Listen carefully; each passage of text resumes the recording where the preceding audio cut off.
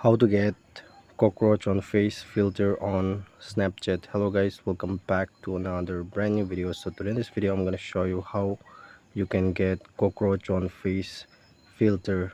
So without wasting much more time, let's get started. So guys, what you need to do here, let me just show you.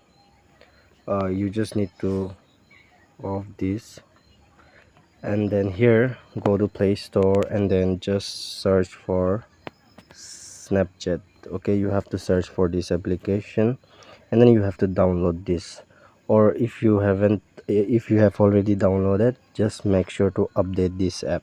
So let me just update it. So now here you have to click on open option and then this type of interface will be pop up. So what you need to do here is that you just need to select one filter and then swipe up like this. Just swipe up. After swiping up, here on the top you have to search for Cockroach, cockroach, and here on the you can see you'll get lots of filters, so you can just choose one.